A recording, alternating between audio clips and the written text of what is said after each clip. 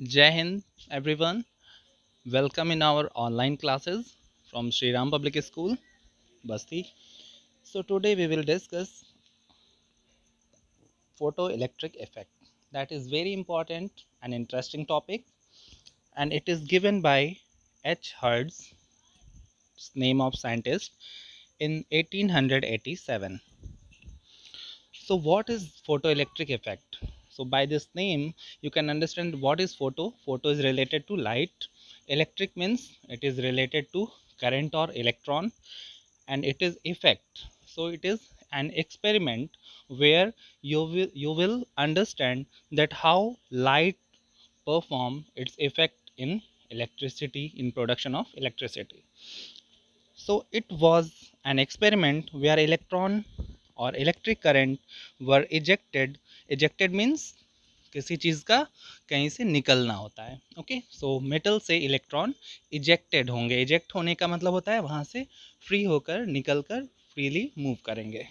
Ejected from certain metals like potassium, rubidium and caesium. Specially ये metals का नाम क्यों दिया है?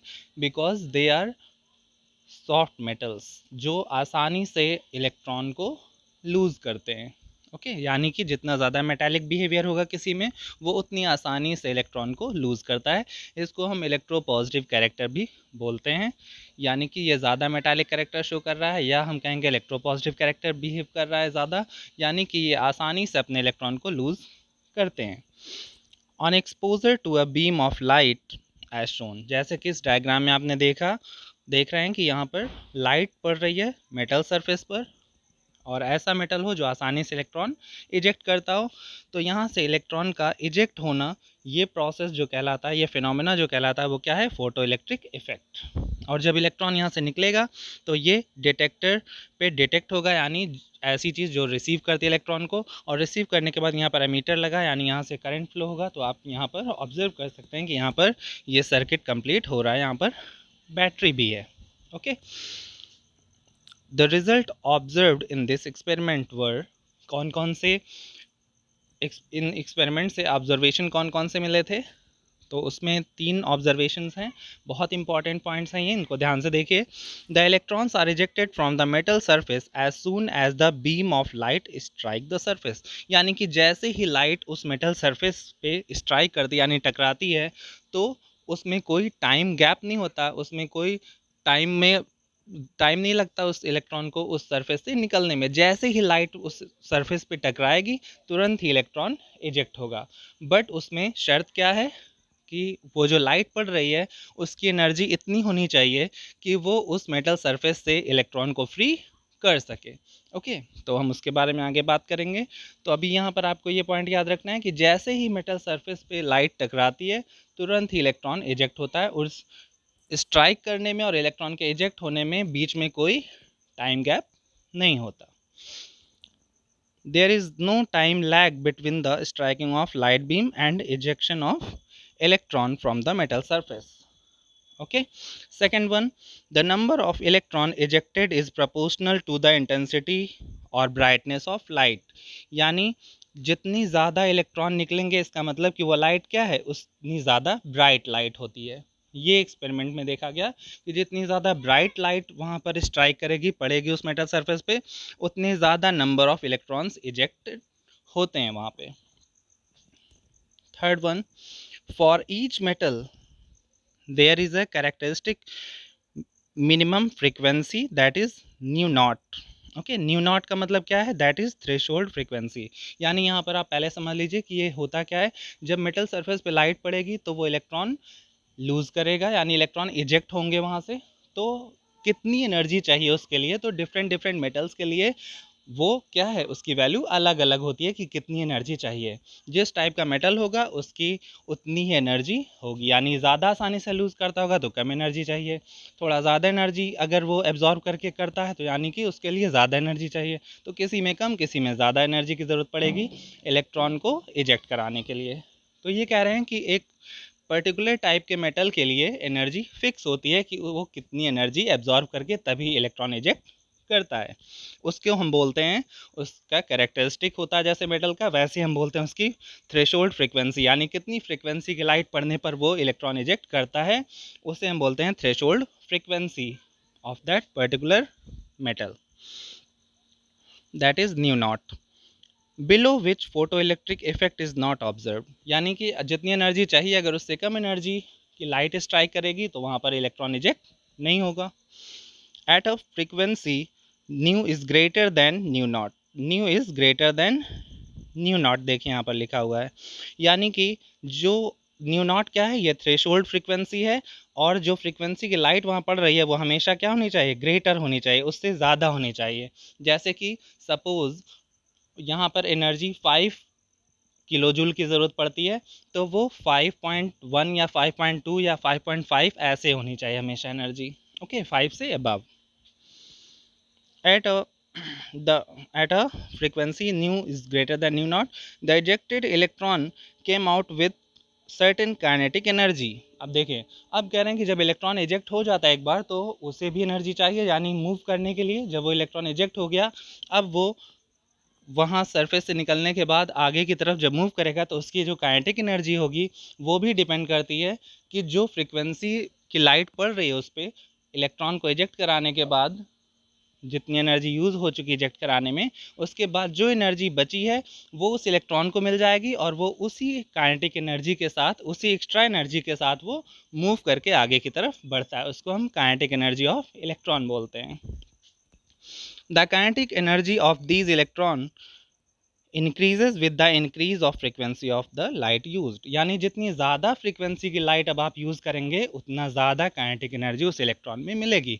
ये कॉन्सेप्ट बिल्कुल क्लियर होना चाहिए आपको कि मैंने कहा कि 5 किलो जूल अगर एनर्जी चाहिए इलेक्ट्रॉन के इजेक्ट होने के लिए, तो मैंने कहा 5.2 है, 5.5 है, या 6.5 भी हो सकता है कि 6.5 किलो जूल है तो यानी 5 ही यूज़ होगा उस इलेक्ट्रॉन को इजेक्ट कराने के लिए, और बाकी की जो 1.5 यानी 6.5 अगर हम ले रहे हैं तो 5 यूज़ हो गया और बचा कितना 1.5, तो 1.5 किलो जूल जो है वो किस में यूज़ हो जाएगा, इलेक्ट्रॉन की काइनेटिक एनर्जी में यूज़ हो जाएगा। तो जितना ज़्यादा फ्रीक्वेंसी की लाइट हम यूज़ करेंगे तो थ्रेशोल्ड फ्रीक्वेंसी वाली एनर्जी यूटिलाइज हो जाएगी इजेक्शन ऑफ इलेक्ट्रॉन में, और बाकी की बची सारी एनर्जी इलेक्ट्रॉन की काइनेटिक एनर्जी में कन्वर्ट हो जाती है। Okay, in this diagram you can observe that there is battery, vacuum chamber, emitter, electrons are ejected from metal surface, and detector is receiving the electron that is positively charged, and metal surface is negatively charged, and there is light that can be sunlight। okay, next।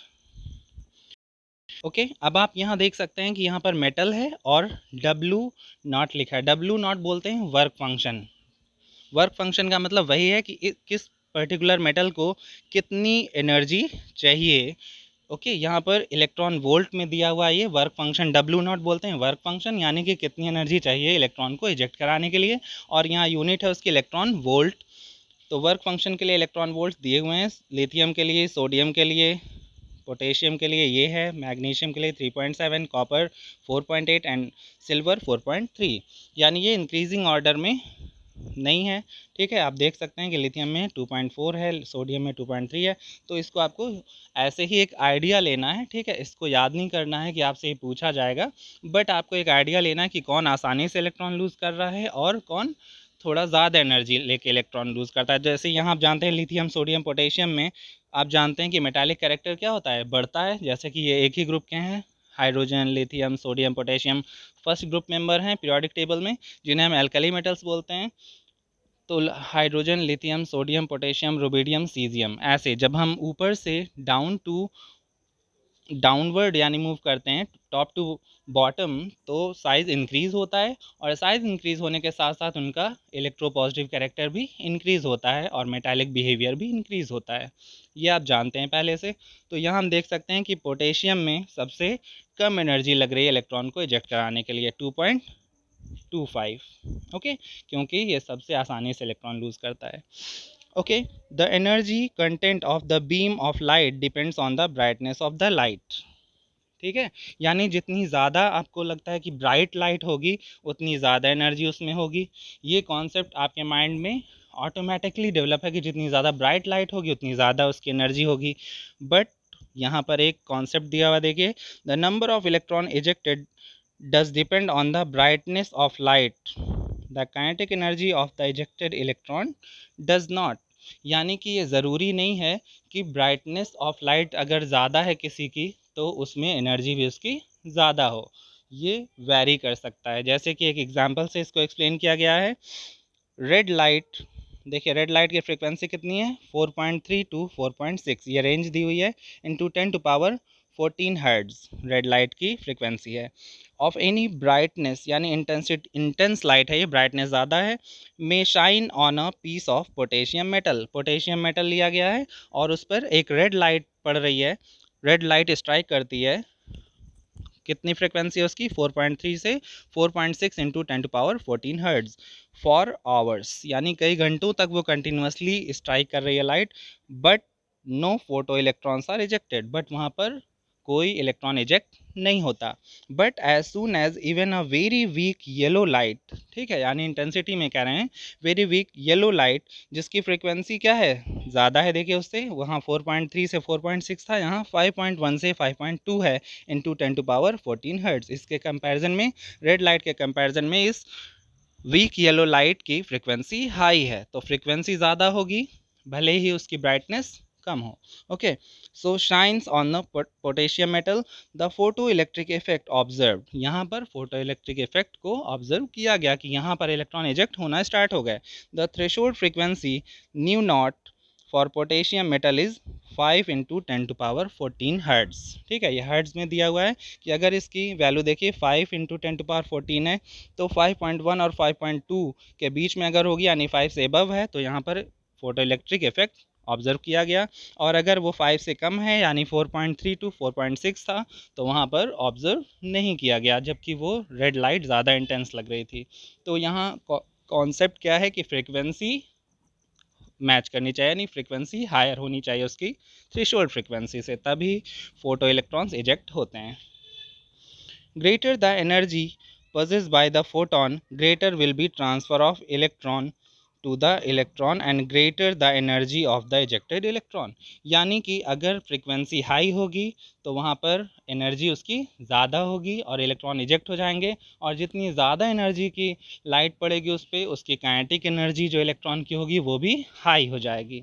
तो यहाँ आप देख सकते हैं, इसको समझिए इस concept को, H nu is equal to H nu not plus half M V square, यानी ये कहना चाहते हैं कि वो एनर्जी जो बीम ऑफ लाइट जो स्ट्राइक कर रहा है, यानी कि जो लाइट पड़ रही है उसकी एनर्जी है ई, तो उसमें से ई नॉट कह सकते हैं हम, ई इज इक्वल टू होता है एच न्यू, ठीक है, और यहाँ पर है एच न्यू नॉट, तो ई नॉट का मतलब वो एनर्जी जो थ्रेशोल्ड फ्रीक्वेंसी जिसको हमने बोला वहाँ पर एच न्यू नॉट जो लिखा हुआ है, न्यू नॉट है थ्रेशोल्ड फ्रीक्वेंसी, और एच क्या है प्लैंक कांस्टेंट, तो यहाँ हम एनर्जी से इसको रिलेट कर सकते हैं, E equal to H nu होता है और E naught is equal to H nu naught होगा, and plus half M V square है।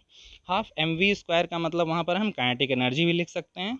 ओके, ये 2 है, so E equal to E naught plus half M V square, यानी जितनी energy वहाँ दी गई है उसमें से कुछ एनर्जी तो उस थ्रेशोल्ड फ्रीक्वेंसी की तरह यानी वर्क फंक्शन में लगेगा, इसको हम वर्क फंक्शन बोल सकते हैं, जितनी एनर्जी यूटिलाइज होती है इलेक्ट्रॉन को निकालने में, और जो एनर्जी बाकी की बचेगी वो उस इलेक्ट्रॉन की काइनेटिक एनर्जी में कन्वर्ट हो जाएगा।